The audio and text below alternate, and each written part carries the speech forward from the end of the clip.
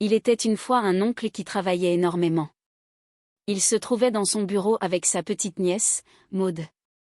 L'oncle regarda Maud et lui dit qu'il allait rester avec elle parce qu'elle lui faisait sans cesse des plaisanteries. Maud répondit qu'elle lui faisait des plaisanteries, d'accord, mais que là, tonton ne pouvait pas la garder. L'oncle expliqua que c'était Sabri qui allait la garder, car Sabri était quelqu'un de très sérieux. Il ajouta que lui, tonton, exerçait un travail avec beaucoup de responsabilités. Maud s'exclama qu'il lui faisait encore des plaisanteries. L'oncle répliqua qu'il ne rigolait pas et qu'il occupait un poste très important.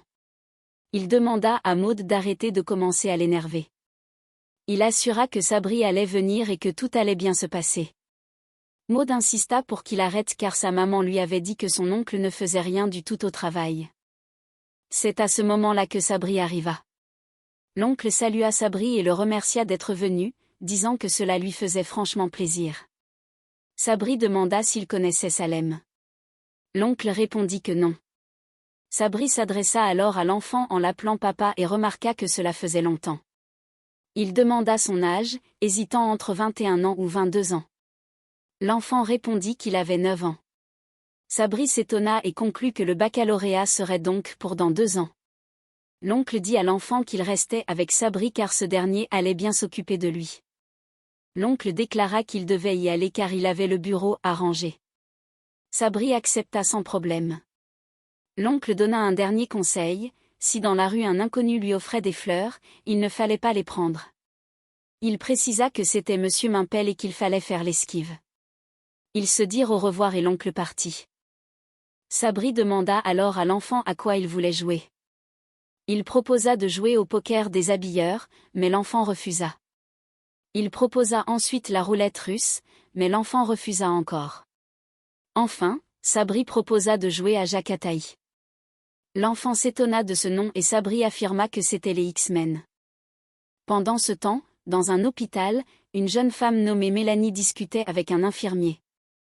Elle espérait que Clara allait renouveler son contrat car elle se sentait vraiment bien ici. L'infirmier répondit que cela devrait pouvoir s'arranger et qu'il allait s'occuper de son cas. Mélanie souligna que c'était tout de même Clara qui décidait. L'infirmier s'excusa et affirma que comme elle était nouvelle, elle ne savait pas qu'ici, le patron, le décideur, c'était lui. Il se présenta comme le directeur des ressources humaines de l'hôpital. Mélanie le remercia chaleureusement de s'occuper d'elle, disant que c'était vraiment gentil. L'infirmier répondit que c'était la moindre des choses s'il pouvait aider les jeunes. Une autre personne passa et ils se saluèrent.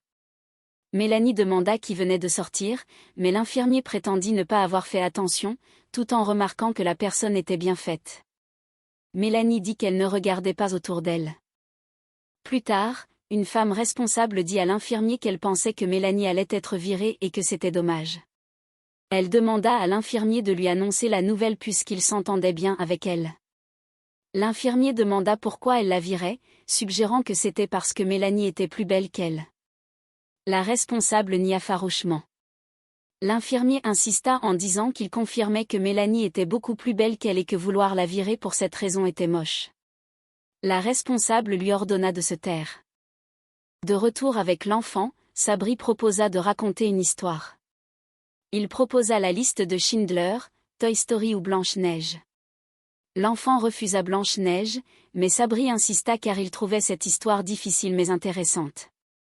Il commença son récit. Il était une fois, dans un très beau château, une reine qui possédait un miroir. La reine demandait à son beau miroir si elle était la plus belle.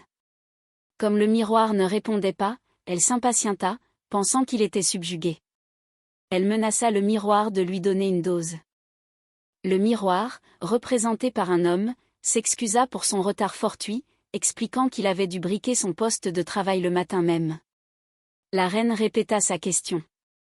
Le miroir demanda si elle parlait physiquement. Il affirma qu'il y en avait une flopée de plus belles qu'elle. Il cita Laetitia Casta, Adriana Carambeu, Isabelle Adjani, Jennifer Aniston, Dominique Pinon, Jennifer Lopez, Sophie Marceau, Gwyneth Paltrow, Roger Moore et même des noms fantaisistes comme Catherine Pinguin. La reine ordonna de se taire, affirmant que dans le château, c'était elle la plus belle. Le miroir contesta en disant que c'était Blanche-Neige la plus belle, qu'elle était super belle et belle comme une blanche. La reine, furieuse, appela son chasseur. Le chasseur arriva et la reine lui confia une mission très importante, trouver Blanche-Neige. Le chasseur demanda si c'était celle qui était beaucoup plus bonne que la première. La reine confirma et lui ordonna de l'emmener dans la forêt pour la tuer. Elle exigea qu'il lui rapporte son cœur comme preuve. Le chasseur trouva cela un peu cruel et demanda s'il ne pouvait pas plutôt lui enlever son slip. La reine lui cria de partir. Le chasseur songea même à forer pour trouver du pétrole dans la forêt avant de s'en aller. Sabri s'arrêta là, disant que c'était la fin de l'histoire et que c'était triste. L'enfant protesta en disant que ce n'était pas fini, qu'après le chasseur allait dans la forêt et que Blanche-Neige se perdait chez les nains. Sabri reprit donc le récit. Il était une fois un gentil chasseur qui n'avait pas froid aux oreilles et qui allait dans la forêt avec Blanche-Neige. Il faisait soudainement très beau, comme par enchantement. Le chasseur se mit à pousser le cri de Tarzan. Blanche-Neige s'étonna de ce cri. Elle commença à avoir peur car elle ne reconnaissait plus l'endroit. Le chasseur affirma qu'ils étaient dans la forêt magique, juste après être passés devant une boutique de chaussures. Blanche-Neige remarqua que le chasseur avait peur, ce qu'il nia avant de s'effrayer d'un bruit et de menacer avec une arme imaginaire. Ils virent une pancarte. Blanche-Neige cria au secours car la pancarte indiquait que c'était l'endroit où il fallait perdre Blanche-Neige. Sabri expliqua que cela signifiait l'endroit où il fallait la tuer. Blanche-Neige pleura en disant qu'elle était encore jeune. Le chasseur avoua que cela ne lui faisait pas plaisir non plus mais qu'il y avait peut-être une solution car il connaissait du monde dans la forêt. Blanche-Neige demanda s'il voulait coucher avec elle. Le chasseur admit qu'il n'y avait pas pensé mais que cela pourrait être une idée.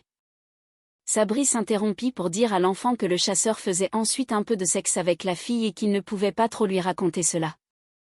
L'enfant demanda 2 minutes de plus. Sabri raconta que 2 minutes de sexe plus tard, le chasseur s'en allait. Blanche-Neige lui demanda son numéro de téléphone, mais il répondit que cela captait mal en forêt et qu'il l'appellerait. Blanche-Neige se retrouva perdue et décida d'avoir faim. Elle pensa à se faire un croque-monsieur, mais finit par tomber de fatigue. Les animaux l'emmenèrent dans la maison des nains. Sabri continua en disant que Blanche-Neige dormait à point fermé dans la maison calme. À 5h15, les nains rentrèrent du travail. Ils découvrirent la fille dans leur lit. Un nain suggéra d'être poli et hospitalier, mais un autre craignit un piège. Blanche-Neige se réveilla et les nains se présentèrent. Ils affirmèrent être les nains géants de la forêt. L'un se présenta comme le nain espiègle, expliquant que sa mère le punissait souvent pour ses espiègleries en lui mettant des coups qui lui brûlaient le visage, l'obligeant à aller dans un frigo pour se refroidir. Un autre se présenta comme le nain insuffisant mental, pensant que son nom rimait avec firmament astral ou picotement anal. Le troisième nain, très gêné, finit par avouer que son nom était Roger A. Nain. Blanche-Neige se présenta à son tour. Les nains doutèrent de son nom, se moquant d'elle. Blanche-Neige expliqua qu'elle avait peur de la forêt froide et lugubre. Les nains décidèrent de l'accueillir. Soudain, la responsable de l'hôpital revint voir l'infirmier, qui était en fait Sabri dans son travail réel. Elle lui demanda de ranger le bureau car c'était le désordre. Elle lui expliqua qu'il devait aussi ranger le courrier pour se familiariser avec les flux postaux et répondre au téléphone pour évaluer sa réactivité. Sabri, agacé, répondit impoliment qu'il n'était pas sa bonne. La responsable le traita de nom d'oiseau. Sabri retourna voir Salem et lui proposa de jouer à ranger son bureau. L'enfant répondit qu'il préférait encore les histoires de Sabri. Sabri reprit donc l'histoire de Blanche-Neige. Il expliqua qu'elle était chez les 3 nains. L'enfant le corrigea en disant qu'il y avait 7 nains. Sabri affirma que 4 s'étaient fait manger par les Allemands.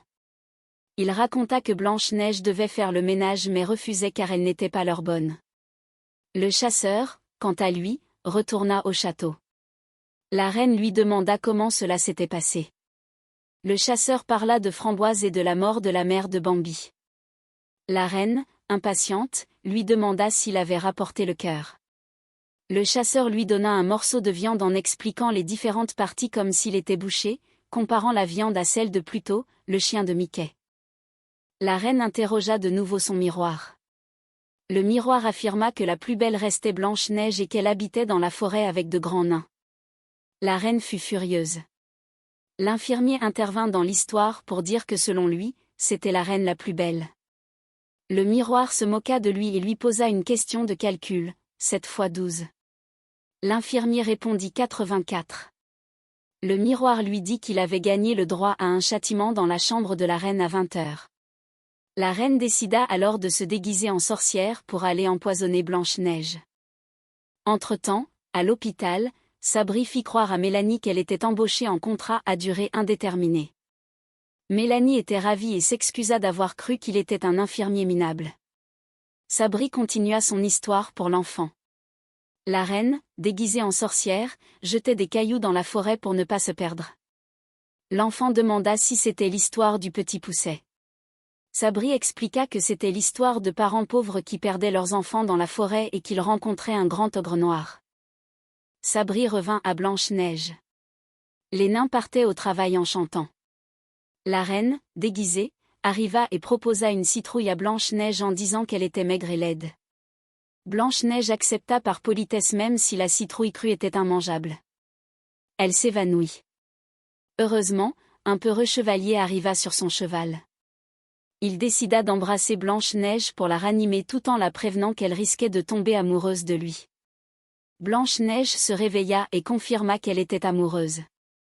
L'enfant trouva que c'était une super histoire pourrie. La responsable de l'hôpital demanda à Sabri s'il avait dit à Mélanie qu'elle était virée. Sabri hésita car il avait rendez-vous avec elle le soir. Mélanie arriva et Sabri lui annonça brusquement qu'elle était virée. Mélanie s'évanouit. Sabri essaya de la ranimer en l'embrassant, prétendant qu'il savait ce qu'il fallait faire. Mélanie se réveilla furieuse. Enfin, Sabri finit par dire à Salem que Blanche-Neige était en fait une femme peu fréquentable et que les chevaliers s'en moquaient. Il conclut en disant que le miroir continuait de citer des noms de personnes plus belles que la reine, comme Micheline Prenne de la chambre 13, ou même la robinetterie du 3e étage et les chaussettes de l'archiduchesse. C'était la fin de ses aventures et de ses histoires.